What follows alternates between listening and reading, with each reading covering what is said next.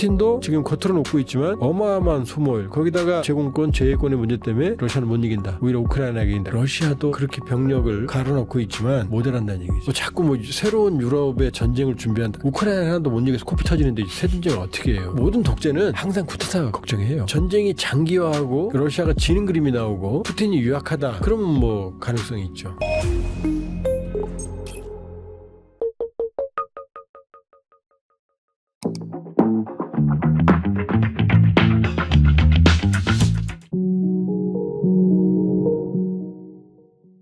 네, 조한범 박사님 모셨습니다. 안녕하세요. 예, 안녕하세요.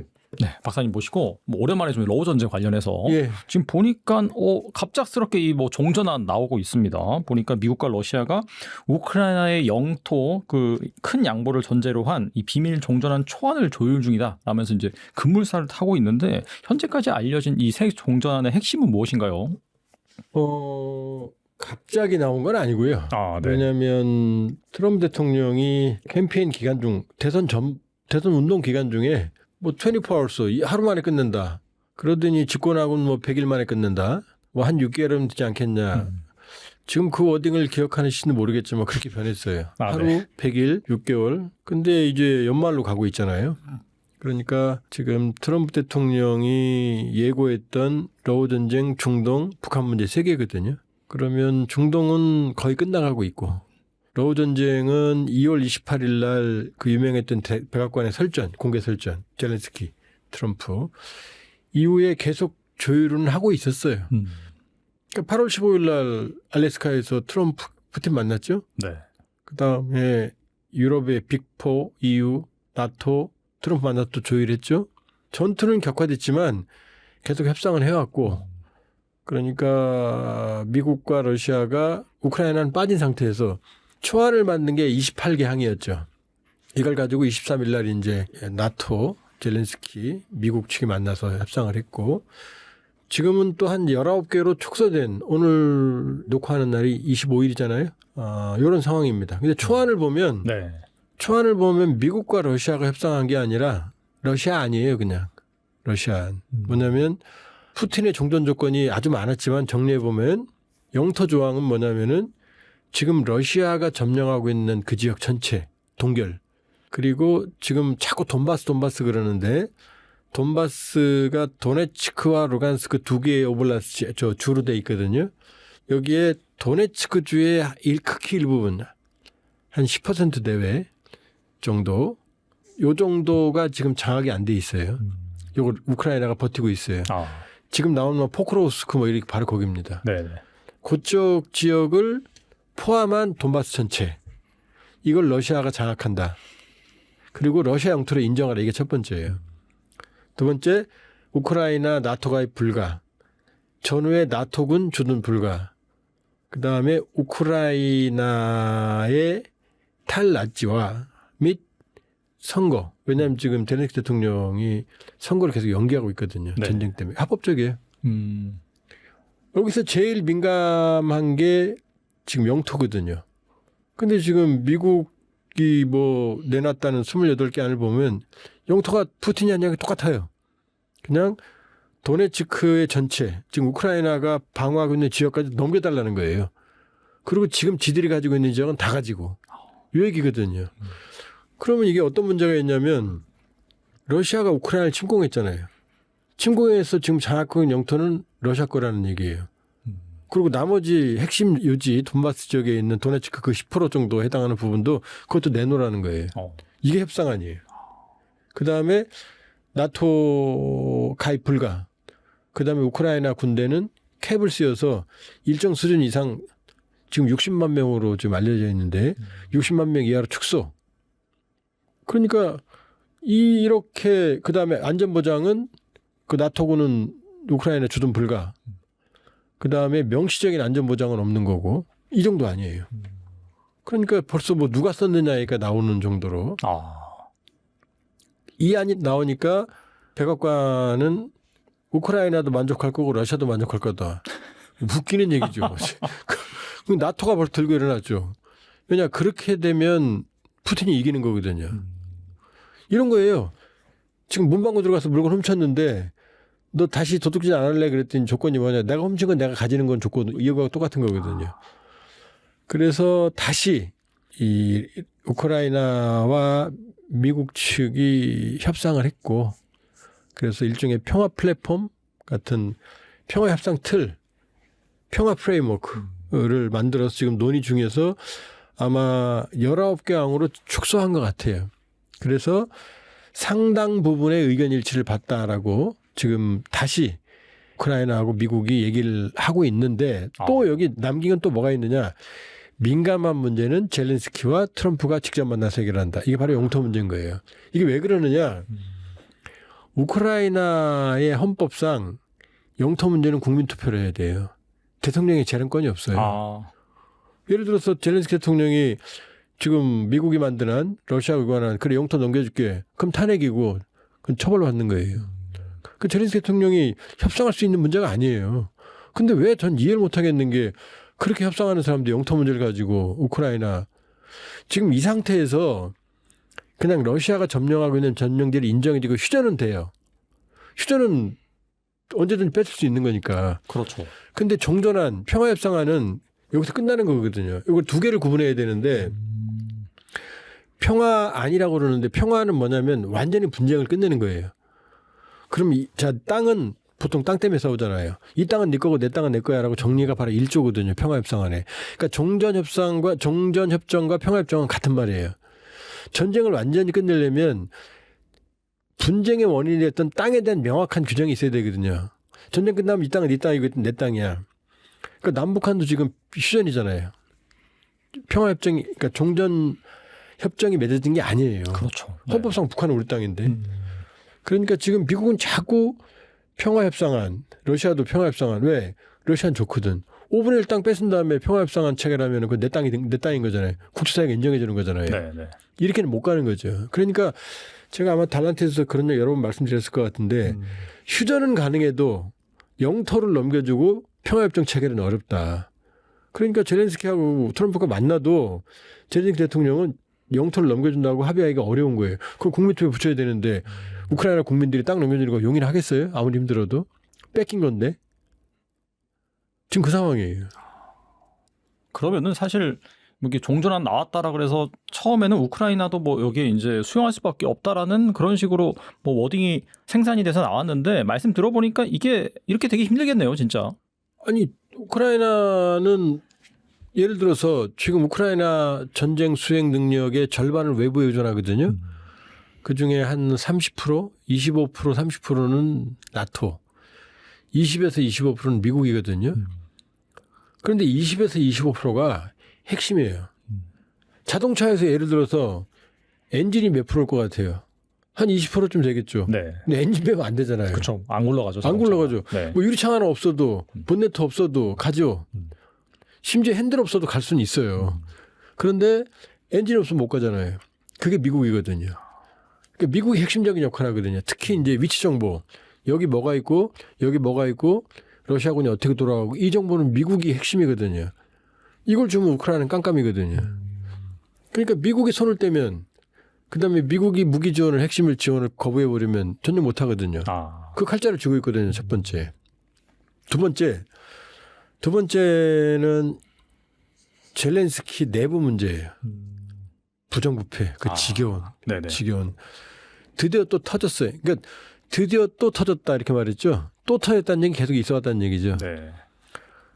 지금 젤렌스키가 코미디언이었고 코미디언 시절에 만들었던 회사의 공동 창업자가 민디치라는 친구인데 이 친구가 우크라이나의 전 현직 에너지 장관이 연루된 대형 부정부패 사건에 연루됐어요. 지금 튀었어요. 도망갔어요. 도망갔는데 이게 왜 민감하냐. 겨울에 추운데 거기 춥거든요. 우크라이나. 저도 있었지만 거기 그쪽에. 그 지금 에너지 시설, 전기 이런 거 때려가지고 지금 추워 죽겠는데 지금 에너지 관련된 그 돈을 떼먹은 거예요. 국민들 추위에 떠는 돈을 떨지 않게 만들 돈을 1억 달러를 떼먹은 거예요. 누가? 젤렌스키 최측근이. 그 전 현직 에너지부 장관까지 다 지금 조사 대상에 들어가 있는데 근데 이건 몸통이 젤렌스키라는 설까지 나와요. 이런 얘기가 왜 나오냐면 젤렌스키 전쟁 직전에 지지율이 23%였어요. 그러니까 왜냐하면 워낙 우크라이나가 부정부패가 심해서 썩어서 젤렌스키가 나와서 그냥 내가 잘하겠습니다라고 하는 선동적인 정치로 그냥 그 바람에 휩쓸려서 당선됐거든요. 근데 문제는 당선되고 나서 정치를 자기 주특기가 나왔어요. 코미디처럼 했어요. 코미디처럼. 자기 코미디 스튜디오에 있는 작가, 경영자, 그다음에 PD 이런 사람들을 무려 30개 이상의 주요 직책에 다 앉혔어요. 심지어 국정원장, 우리 지금 국정원장까지 다. 그러니까 나라가 돌아가요? 그러니까 그런 것들이 막 정말로 우크라이나가 부정부패가 심한 나라거든요. 제일 심한 건 러시아고 두 번째가 우크라이나였거든요. 근데 그 문제가 전쟁이 터지니까 덮였죠. 젤렌스키 도망갈 줄 알았는데 안 도망가고 전쟁 대통령이 돼서 지지율이 90%까지 올라갔었어요. 뭐 지금은 추락해 있죠. 그 와중에도 계속 부정부패가 있었어요. 심지어 군인들 군량미까지 빼돌리고 그다음에 징병 같은 거 자기들 군대 안 보내려고 돈 받고 빼돌려주고 이런 일들이 비일비재했어요. 사실 지금까지 계속 부정부패했어요. 근데 이번에 그게 또 터진 거죠. 그러니까 이번에는 아주 상당히 큰 결정탄 것 같고 그래서 야당은 지금 젤렌스키 지지율이 20% 미만까지 떨어졌으니까 하야하라 이런 얘기까지 해요. 그러니까 지금 내부에서도 지금 치고 올라오지 외부에서는 지금 미국이 강요하죠. 나토도 사실 분열돼 있어요. 나토도 헝가리 오르반 같은 경우는 노골적인 친러거든요. 그러니까 부정부패 사건 나니까 오르반은 이제 우크라이나 지원하면 안 된다. 저 퇴임해야 된다. 근데 폴란드도 우크라이나를 지원해주면 폴란드하고 우크라이나 사이 안 좋거든요. 원래 안 좋아요. 한일 관계 곱하기 한 10쯤 돼요. 정말로요.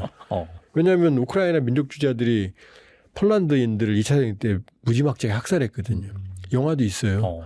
볼히니아라고 징후라는 뜻인데 우크라이나가 폴란드의 지배를 오랫동안 받았기 때문에 폴란드계 주민들이 많이 살아요. 이 폴란드계 주민들을 아주 잔혹하게 학살한 영화가 볼히니아. 이 역사적 사실에 기반한 거예요. 그러니까 폴란드는 우크라이나를 절대 안 좋아해요. 정말로 한일 관계 곱하기 10인데 그런데 도와주는 이유는 우크라이나가 뚫리면 폴란드도 뚫리니까 네네. 울며 겨자 먹기로 도와주고 있는데 부정부패로 지금 저기 하니까 저러면 안 되지. 유럽도 지금 분열해요. 지금 유럽의 빅4 프랑스 재정 적자 때문에 난리죠. 시위하고 네. 영국도 경제 침체돼 있고 올해고 이태리는 뭐 대책 없고 독일도 0% 성장이거든요. 이 상태에서 계속 우크라이나 도와주는 게 쉽겠어요? 안 그래도 지금 외국인 혐오증 우리끼리 먹고 살자 이 극우화 우경화 극우화로 흘러가고 있는데 그러니까 유럽도 말로는 저러지만 이제 지치는 거죠. 국민 감정은.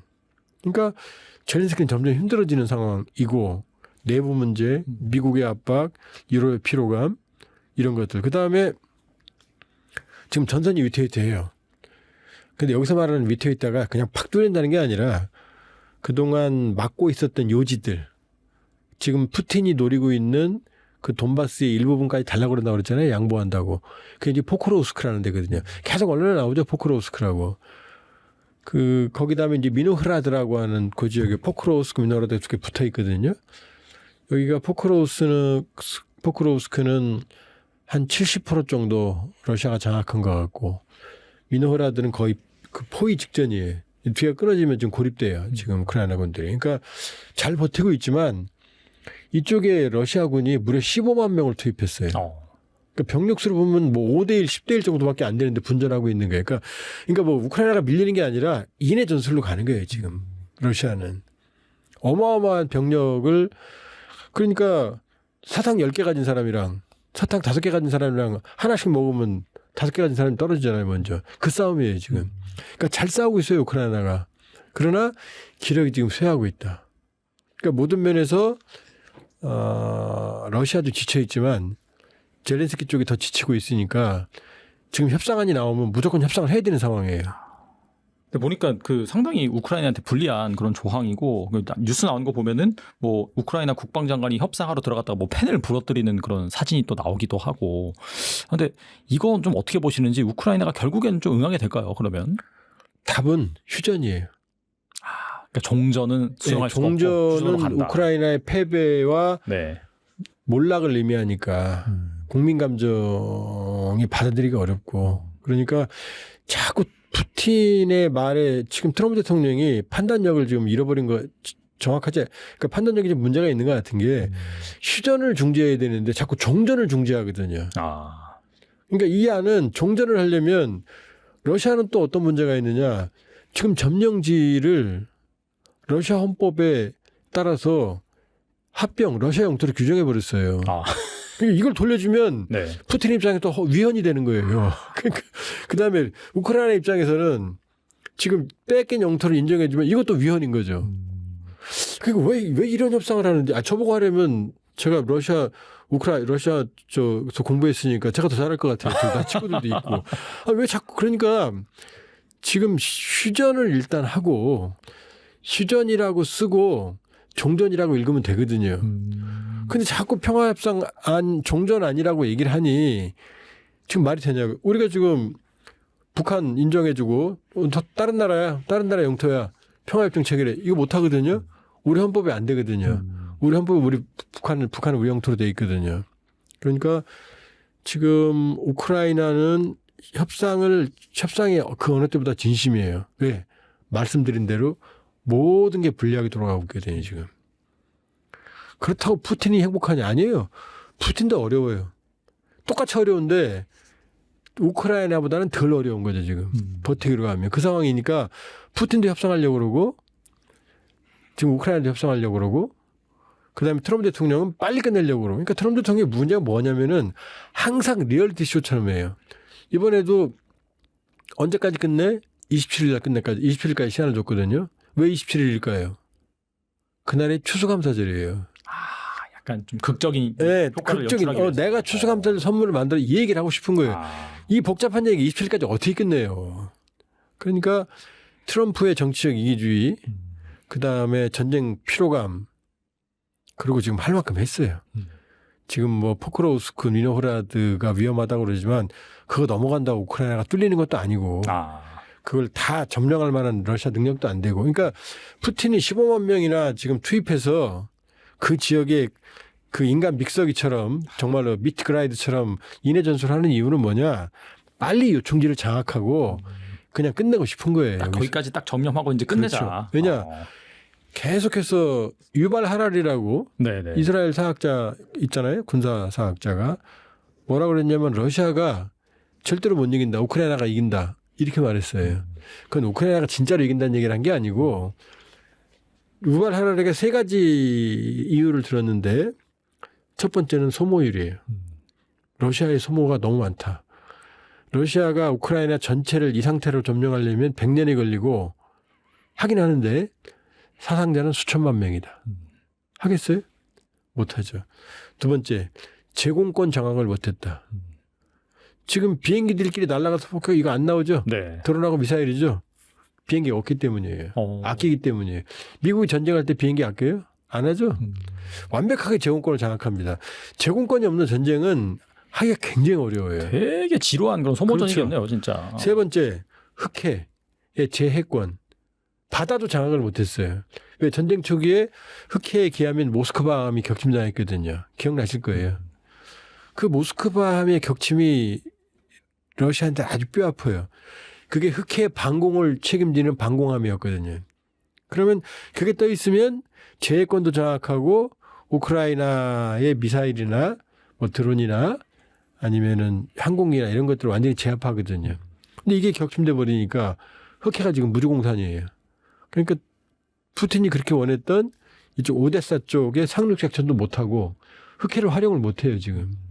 그러니까 유발 하랄이 판단은 소모율, 제공권, 재해권의 문제 때문에 러시아는 못 이긴다. 오히려 우크라이나가 이긴다. 그 얘기는 우크라이나가 점령한다는 얘기가 아니고 그러니까 우크라이나를 못 이긴다는 얘기죠. 그러니까 푸틴도 지금 겉으로 놓고 있지만 어마어마한 소모율. 거기다가 지난해에 비해서 지금 러시아 재정의 한 3분의 1, 4분의 1이 석유 수입이거든요. 근데 이게 한 20% 줄었어요. 벌써. 네. 거기다가 지금 최근에 트럼프 대통령이 러시아 거대 에너지 기업들을 징계하기 시작했잖아요. 그러니까 푸틴도 지금 쉬운 상황은 아니죠. 젤렌스키보다 입장은 낮다 뿐이지. 그러나 젤렌스키가 더 다급하니까 지금 젤렌스키 입장에서는 협상을 해야 되는 거고. 그러나 우크라이나한테 패배한 형태의 협상안을 가지고 가면 돌맞죠. 그게 젤렌스키 지금 고민인 거예요. 아무튼간에 뭐 종전 뭐 얘기 나오고 있는데 이 와중에서도 양측은 뭐 엄청나게 또 드론 공격하고 미사일 쏘고 막 하더라고요. 보니까 네. 고지전이죠. 왜냐하면 우리도 6.25 때 3년 중에 2년을 휴전협상했거든요. 그 2년 휴전협상하는 와중에 거기서 희생자가 제일 많았어요. 이 고지 한 고지 가지고 뭐 수십 번 서로 치고받고. 그러니까 뭐 전방에 가보면은 포탄으로 고지의 높이가 몇 미터씩 낮아진 산들이 많아요. 포를 하도 쏴가지고 양쪽에서. 네. 그러니까 지금 휴전을 하게 되면 전쟁이 끝나게 되면 지금 서 있는 그 자리가 마지막 영토가 되거든요. 그러니까 한 치의 땅이라도 더 차지하려고 그러고 있고.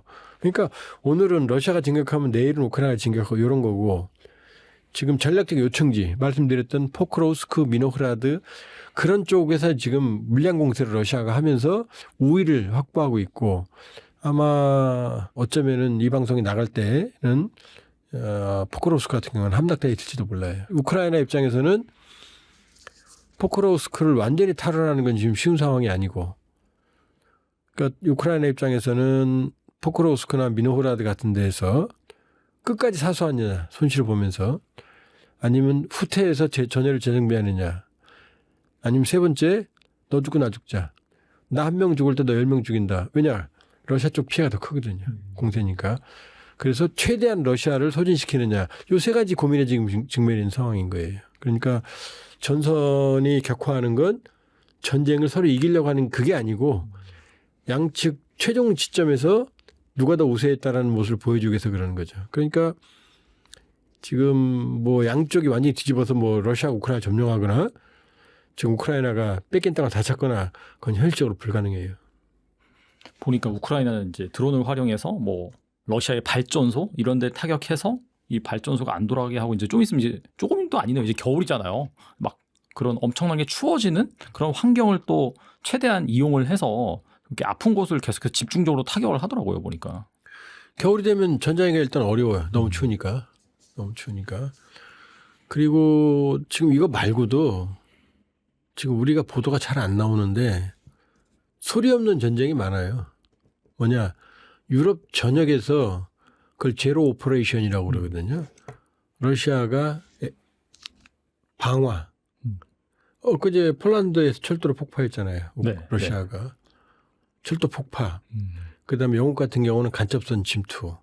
그다음에 드론은 뭐 덴마크부터 노르웨이 뭐 독일, 루마니아, 폴란드 전역에 지금 뿌리고 있고 그걸로 인해서 항공기도 많이 마비가 되고 있고 그러면서 이 유럽 전역의 피로감을 누적시키고 있어요. 이번에 폴란드 그런데 이제 러시아가 주로 활용하는 그 테러리스트나 그 스파이들은 누구냐? 우크라이나인들이에요. 우크라이나인들을 돈을 주고 사서 간첩으로 활용을 해요. 그럼 어떤 일이 있느냐? 예를 들면 폴란드 같은 경우는 우크라이나 안 좋아한다 그랬죠. 네. 그러니까 우크라이나인을 시켜서 폴란드에서 우크라이나로 가는 그 철로 보급로를 폭파시켰어요. 그 우크라이나인들이 잡혔어요. 그럼 안 그래도 폴란드 사람들이 우크라이나를 싫어할 거 아니에요. 근데 우크라이나 있잖아요. 그럼 우크라이나에 대한 뭐예요? 적개심이 생길 거 아니에요. 네. 이런 식인 거예요. 그러니까 뭐 자꾸 뭐 새로운 유럽의 전쟁을 준비한다. 우크라이나 하나도 못 이겨서 코피 터지는데 새 전쟁을 어떻게 해요? 유럽 전역의 스파이 활동과 파괴 활동, 방어 활동 이런 건 뭐냐? 유럽 안에 전쟁 피로감을 키우려고 그러는 거예요. 사실 이런 게 커지면 커질수록 러시아도 다급하다는 얘기예요. 빨리 전쟁을 끝내고 싶다는 얘기예요. 그러나 푸틴 입장에서는 100만에서 150만 사이에 전사 사상자가 발생을 했으니 천문학적인 인적 물적 자원을 소비했으니 어느 경우든 러시아가 이겼다라는 그림을 그려야 될 거 아니에요. 아니면은 자기 정권 유지가 어렵잖아요. 그래서 이제 전쟁도 치열해지는 거고 최대한 본인이 이겼다는 그림을 만들기 위해서 협상안도 자기 위주로 제한하고 이러는 거죠. 안 그래도 뭐 루블라 가치가 연일 하락하고 있고 국방비가 GDP의 8%를 넘어서면서 극심한 이 경제적인 피로도 누적이 되고 있는데 뭐 국민 불만과 징집 반발까지 확산되는 그런 상황에서 뭐 체제 내부 분열 우려도 나오고 있습니다. 이런 상황은 좀 어떻게 보시는지 궁금하네요. 지금 걱정인 게요. 러시아 내부에 지금 강경파들이 특세예요. 드미트리 코작이라고 하는 사람이 크렘린궁 행정실 부실장이었고 푸틴의 최측근이었거든요. 근데 이 사람은 우크라이나 전쟁도 반대했어요. 아, 초기부터. 네. 그러니까 굉장히 합리적이고 냉정한 사람을 볼 수가 있죠. 온건파죠. 근데 최근에 쫓겨났어요. 그러니까 주변에 이제 주로 강경파들만 모이는 거죠. 강경파들만. 그러면은 이게 효율적인 신속한 의사결정이 될 수는 있지만 그건 너무 일방적인 편향된 의사결정이 나올 수 있거든요. 그러니까 지금 전쟁을 계속하자라는 쪽의 목소리들이 더 커져가요. 푸틴 주변에는. 네. 근데 반면에 일반적인 민심은 지금 경제도 나쁘고 지금 최근에 러시아 자원병 네. 모집 포스터에 보면 1년에 연봉이 70만 루블 한 1억 3천만 원 되거든요. 오, 상당히 세네요. 네. 예. 우리가 봐도 세죠. 우리가 봐도 세죠. 네. 근데 저기 러시아의 평균 임금이 160에서 180만 원이에요. 이거에 비교하면 어마어마하게 많은 거죠. 한 4-5배 되는 거죠. 그렇죠. 네. 그러니까 이 얘기는 뭐냐. 러시아도 그렇게 병력을 갈아넣고 있지만 모델한다는 얘기죠. 거기다가 자 러시아 국방비가 전시 한 8% 된다고 그랬죠? 우리가 2.32%예요. 지금 많이 쓰는 거거든요. 네. 분단 체제에서. 그럼 2.32%에 거의 한 4배 가까운 3.5배 정도를 쓰는 거죠, 지금. 그러면 그 부담이 얼마나 크겠어요. 그다음에 경제가 한 3% 4% 성장한다고 그러지만 이거는 전시 경제. 전시 경제는 포탄 찍어내면 생산이잖아요. 근데 쓰면 끝나잖아요. 재생산이 안 되잖아요. 이윤 추구도 아니잖아요. 그러니까 이게 완전히 뭐라 그럴까? 어떤 병드는 구조예요. 병드는 구조. 그러니까 경제는 성장하지만 일반적인 시민들의 생활은 나아지질 않는 거죠. 그러니까 러시아 내부의 불만이나 문제 후유증 거기다가 중앙금리는 17%고 중앙은행 금리 원래 21%였어요. 내린 게 그 모양이에요. 낮아진 거네요. 네. 원래 좀 높긴 높았지만 네. 아니 그래도 어떻게 17%예요. 그다음에 부가세도 최근에 또 옮겨 올렸거든요. 지난해 그랬어요. 세금 올리면서 앞으로 세금 안 올린다고. 근데 올해 또 올렸어요. 모든 면에서 러시아도 쉽지가 않죠.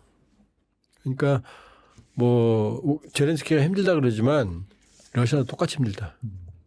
버티는 것뿐이다. 이렇게 볼 수 있죠. 영국의 텔레그래프가 푸틴 대통령이 또 다른 뭐 쿠데타 우려를 하고 있다라고 전했는데 과거 프리고진 반란 이후에 또 군 내부 긴장감이 여전히 뭐 남아 있는 상황이다 그런 식으로 보도를 했더라고요. 이건 좀 어떻게 보세요? 물론 이제 프리고진 반란이 있었으니까. 근데 그때도 친위 쿠데타지 푸틴의 전복을 의도했다고 볼 수는 없어요. 그 주변에 있는 푸틴 주변의 인물들에 대한 반감이었지. 만약에 푸틴을 노렸다면 푸틴이 살려줬겠어요? 아 물론 죽이긴 죽였죠. 비행기 축제시켜서. 네네. 그렇게 보면 지금 전쟁이 장기화하고 러시아가 지는 그림이 나오고 푸틴이 유약하다. 그러면 뭐 가능성이 있죠.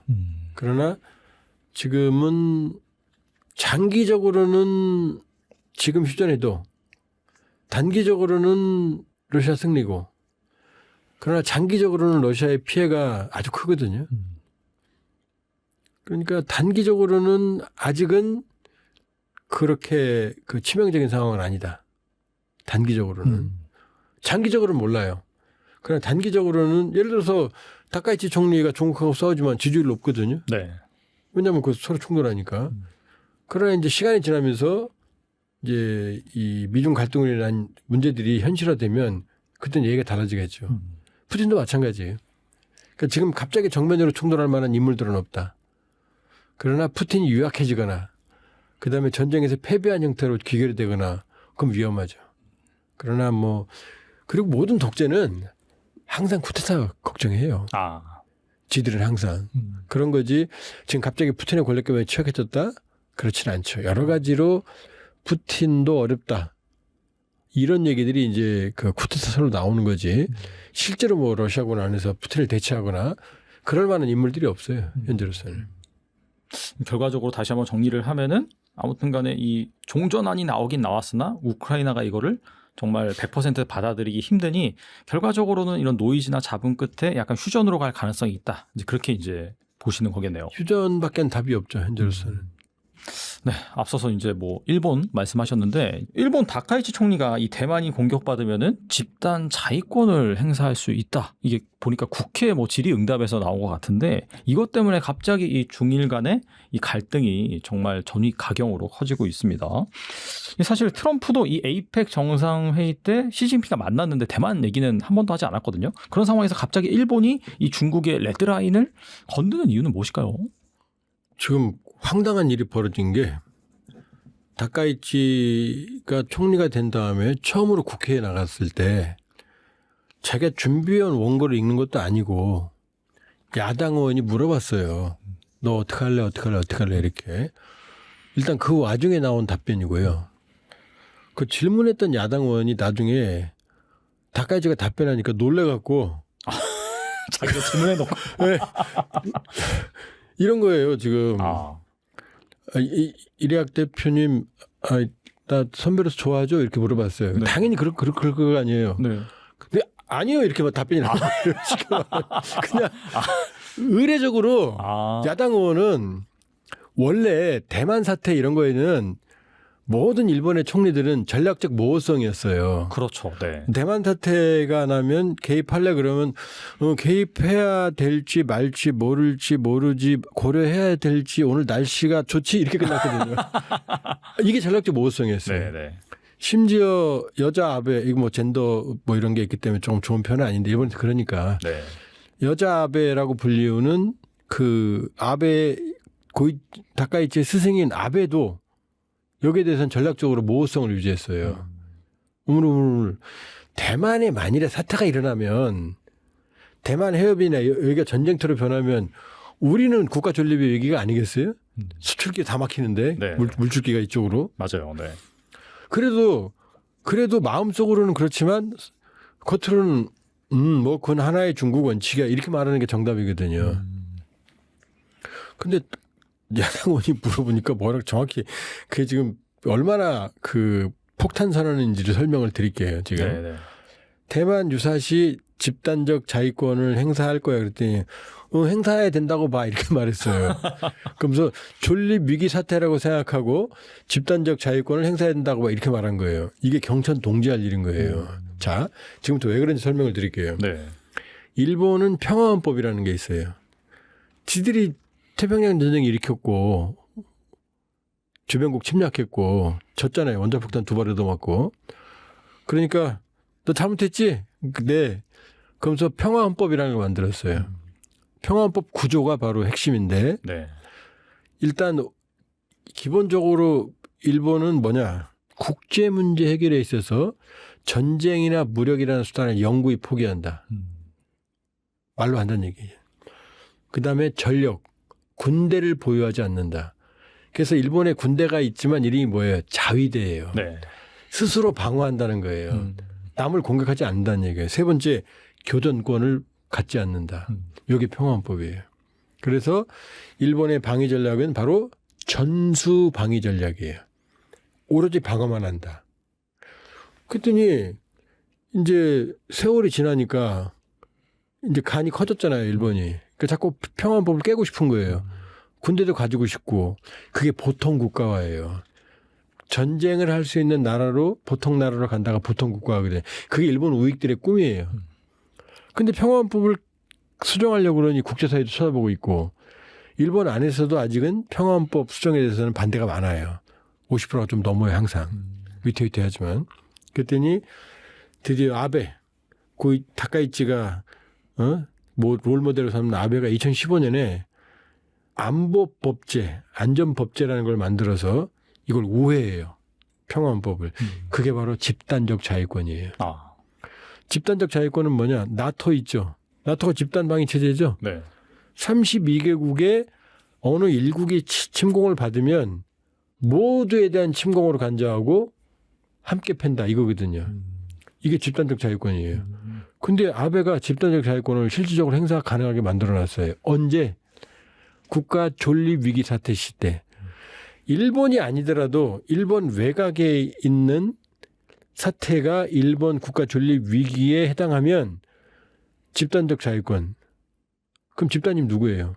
미일 동맹 미국이잖아요. 미국이 얻어맞는 국가 존립 위기 사태가 발생하면 일본도 개입한다 이렇게 돼버린 거예요. 아, 이 얘기를 한 거예요. 언제? 대만 사태 때. 대만 사태가 일어나면 거기 미군이 개입할 거고 그럼 여기 일본도 참전한다는 얘기를 한 거예요. 지금. 이거는 경천 동지할 일이고 이게 왜 경천 동지할 일이냐. 그런 문제 자꾸 그래요. 저 사람 친중하냐? 친중이 아니에요. 이게 국제 질서예요. 잘 모르시는데 유엔 안보리 상임이사국이 미국, 영국, 프랑스, 중국, 러시아죠. 네. 중국이 여기 들어온 건 언제인지 아세요? 몰라요. 71년이에요. 아, 71년 이전에는 네. 그 자리에 누가 앉았느냐? 장개석. 대만이었어요. 네. 그 대만이 71년까지 유엔 상임이사국이었다고요. 중국을 인정 안 했다고요. 그런데 71년에 유엔 총회에서 결의를 해서 대만을 유엔 회원국에서 내쫓아요. 그리고 중국을 그 자리에 앉힙니다. 그래서 중국이 지금 유엔 안보리 상임이사국인 거예요. 그때 국제사회가 대만은 중국의 일부다라고 국제사회가 유엔에서 인정한 거예요. 그걸 하나의 중국 원칙이라고 그래요. 하나의 중국 원칙. 그리고 그러니까 우리가 대만하고 수교 안 했잖아요. 네. 대만은 중국의 일부니까 중국하고 수교했는데 대만하고 또 수교할 수는 없잖아요. 그러니까 대만하고 단교한 거예요. 일본도 단교했고 다 단교했단 말이에요, 지금. 그러니까 전 세계는 하나의 중국 원칙을 받아들였다고요. 어쩔 수가 없죠. 왜? 이미 장제스 국민당은 대륙에서 쫓겨났고 중국 전체 면적의 95% 이상을 중국이 차지하고 있고 95%가 뭐예요? 더 되죠. 그러니까 현실을 국제사회가 인정한 거거든요. 그런데 다카이치 총리 얘기는 뭐냐. 대만은 이 하나의 원칙에 의하면 대만은 중국 내부의 문제거든요. 여기에 분쟁이 발생하면 그 일본이 참전한다고 얘기를 한 거라고요, 지금. 그러니까 중국 입장에서 어떻게 돼요? 핵심 이익을 건드린 거죠. 핵심 이익을. 그러니까 이게 왜 지금 이해를 할 수가 없냐면 일본과 중국이 서로 그 갖고 으렁거리는 상황도 아니었잖아요. 그러게요. 그러니까 지들끼리 내부에서 야당 의원하고 한 답변이었잖아요. 네. 그러니까 왜 중국의 핵심 이익을 건드냐 이거예요. 중국을 옹호하는 게 아니라 이게 국제 질서거든요. 미국도 그런 식으로 말 안 하거든요. 그러니까 다카이치 총리는 왜 그랬는지 모르지만 선을 넘었죠. 국제 질서는 선악이 아니에요. 윤리가 아니에요. 힘의 논리가 지배하는 겁니다. 무슨 뭐 대만이 불쌍하다? 그래봐야 소용없어요. 그 힘의 논리니까. 71년에 유엔 총회에서 제가 대만을 쫓아냈다고 그랬죠. 그게 10월이에요. 71년. 네. 근데 7월에 헨리 키신저가 중국을 가요. 그리고 72년에 닉슨이 중국을 방문해서 바로 미중 대탕태가 시작됩니다. 이 얘기는 뭐예요? 대만을 쫓아내고 중국을 유엔 안보리 상임이사국에 앉힌 게 미국이란 얘기예요. 왜? 소련을 견제하기 위해서 미국을 끄집어낸 거거든요. EJ. 근데 이 상황, 이 현실을 다카이치 총리는 부정한 거죠. 부정한 거죠. 그러니까 중국 입장에서는 이거는 그 자다가 봉창 두드리는 일이 벌어진 거고 시진핑의 뺨을 때린 거죠. 왜냐? 다카이치 총리가 이 얘기를 한 게 7일인가 그렇거든요. 11월 7일. 네. 근데 11월 5일 날 시진핑 주석이 푸젠함이라고 하는 중국 최초의 평갑판 항모 네. 8만 톤급. 기존에 있는 건 스키점프 때 5, 6만 톤급 랴오닝 산둥이고 세 번째 평갑판 항모 푸젠함. 이게 니미츠하고 똑같아요. 이 캐터펄트 이 비행기를 쏴주는 장치도 있고 전자기식, 제럴드 포드급만 있는 최첨단 중국의 자존심이에요. 항공모함. 제대로 된 항공모함 처음으로 끄집어낸 거예요. 물론 그 항공모함의 많은 문제점을 저한번 TV에서 이제 분석을 했습니다만. 자, 푸젠함을 11월 5일 날 시진핑 주석이 하이난도에서 자랑스럽게 취역을 시켰거든요. 그럼 푸젠성이 어디 있는지 아세요? 몰라요. 대만 바로 앞에 있는 게 푸젠성이에요. 그러면 중국의 항공모함이 세 척이 있거든요. 1번 랴오닝, 2번 산동, 3번 푸젠. 자, 이름을 설명을 드릴게요. 중국은 항공모함을 성이나 아니면 직할시, 성급, 상하이 이런 데가 성이 직할시거든요. 네네. 그럼 랴오닝은 왜 랴오닝 항공모함 이름이 됐느냐? 랴오닝은 바랴그라고 하는 우크라이나에서 만들었던 고철 덩어리 갖다가 80년대 만들어 진수한 걸 랴오닝 성에 있는 다롄 조선소에서 거기서 개조했거든요. 그러니까 랴오닝 성, 다롄 있는 거기다 랴오닝 이름을 지은 거예요. 그럼 산둥함은 두 번째 항공은 똑같이 생겼거든요. 이거는 왜 산둥이라고 붙였느냐? 만들긴 다롄에서 만들었어요. 근데 랴오닝 성은 있으니까 랴오닝 성 바로 앞이 산둥이고 그 산둥 반도에 지금 북해함대 중국 항공모함 기지가 있거든요. 그러니까 산둥이라고 했어요. 이 설명이 되죠? 근데 푸젠함은요. 푸젠함은 샹하이에서 만들었거든요. 그럼 샹하이라고 지어야 되지 왜 푸젠이라고 대만 바로 앞에 있는 푸젠성은 바로 대만 수복 의지가 있는 이름이에요. 바로 코앞이니까. 그러니까 중국의 평가판 항모 이름을 푸젠이라고 지은 이유는 바로 대만을 수복하겠다는 의지를 담은 거예요. 지금 시진핑이. 나 대만 이제 통일할 때 이배를 쓸 거야라고 5일날 진술시켰는데 다카이치가 7일날 뭐라 그랬어요. 너네 딱 개입할 거야 전쟁할 거야 이 얘기가 똑같은 거예요 지금.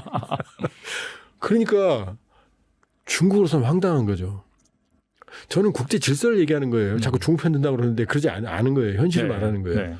그랬더니 이제 오사카 총영사가 간이 배 밖에 나왔죠. 다카이치 보고 그 더러운 목을 베줄 수밖에 없다. 저건 사실 내쫓아야 돼요. 저 세계 역사상 일개 총영사가 그 해당국 주재국 그 최고 지도자를 저렇게 욕한 사례가 없어요. 저 기네스북에 올려야 돼요. 그러면 그 선을 다카이치가 선을 3 넘었다 그러면 저 오사카 총영사 열을 넘은 거죠. 그러면 중국 본국에서 뭐라고 그러지 말라고 그래야 되는데 중국 본국은 잘했다는 거예요. 중국 외교부는 뭐라고 말해요? 불장난하면 불에 타 죽지 이렇게 말하고 네. 뭐 주한 주정대사부터 뭐 전 중국이 다카이치를 공격하기 시작하는 거죠. 그다음에 이제 그래? 야 이제 일본으로 위험하니까 여행 가지 말고 유학 가지 마. 그러니까 수십만 건이 취소가 돼. 중국은 독재국가니까 중화민족 그건 가지 말란 얘기예요. 그다음에 일본 만화 영화 짱구도 보지 마. 그다음에 수산물도 갑자기 또 금지했죠. 네. 그다음에 모든 일본 주변 해역에서 군사훈련, 실탄훈련 여기까지 온 거죠 지금. 그러니까 이건 시작이에요. 근데 다카이치가 그러면 상황 파악을 해야 되는데 발언 철회하려고 그러니까 나 철회 안 해. 두 번째 기회를 놓쳤어요. 세 번째 내 입장은 일관돼. 지금 후퇴하질 않아요. 왜? 일본 내 지지율이 자꾸 올라가거든요. 일본이 지금 우경화하고 있거든요. 우경화. 참정당이라고 극우 정당이 지금 날개를 달고 있거든요. 네. 일본 우경화에는 여러 가지 원인이 있어요. 잃어버린 30년, 40년. 끝없는 추락. 세계 G2까지였었어요. 80년대 G2였어요. 네, 그때는 어마어마했죠. 네. 미국 GDP의 70%까지 따라갔어요. 지금 14%예요. 그 추락, 끝없는 추락. 그 다음에 다이내믹이 없어요. 일본 가보면. 역동성이 없어요. 그 다음에 국가 어떤 자존심의 추락. 이런, 우리가 왜 이러지? 하는 이런 거. 그 다음에 또 하나는 포비아, 시노포비아. 센카쿠열도, 중명 다오이다이. 이게 2010년대부터 지금 미일 간, 중일 간의 갈등이거든요. 그러니까 중국하면 적대감, 민족적 적대감. 우리 땅을 침범하는 이 굉장히 강해요. 그 다음에 군사 대국화. 우리는 경제적으로 이렇게 잘 사는데 왜 자위대야 아직도? 왜 우리는 왜 군대를 못 가죠? 우리는 왜 이렇게 살아야 돼? 군사 대국화에 대한 그다음에 아베 정권이 만들어놨던 지금 우경화를 제도화해 놨거든요. 국가주의, 일본 민족주의, 역사 수정주의. 역사 수정주의는 뭐냐면은 우리 태평양 대에서 잘못했지? 이게 일반 역사인데 수정주의는 뭐냐? 우리가 뭘 잘못했어? 신사참배, 야수권이 그거 왜 안 돼? 우리 영웅들인데 여기 가야지. 이게 역사 수정주의거든요. 이런 흐름들이 그다음에 또 하나는 고령화. 저도 고령화 하고 있지만 나이가 들면 네. 사람들이 보수화해요. 그렇죠. 일본이 자연스러운 급속히 현상이죠. 고령화하니까 보수 정당의 지지 기반이 커져요. 그러니까 이런 우경화의 큰 흐름 여기에 대해서 일본 참전당이 이제 일본인답게 이렇게 나가는 거죠. 이제 반자해 하는 거죠. 그러니까 이 흐름을 다카이치는 타는 거죠 지금. 그러니까 우리가 볼 때는 참 황당하거든요. 다카이치 왜 저래? 다카이치 사나이가 아니라 다카이치 사나오 이렇게 하거든요. 근데 지금 내부적으로는 지지율이 막 올라가요. 그러니까요. 되게 신기하더라고요. 네. 왜냐? 지금 속 시원하거든요. 할 말 하는 일본인처럼 보이거든요. 물론 절대적으로 이게 장기적 속성이 있다고 볼 수는 없어요.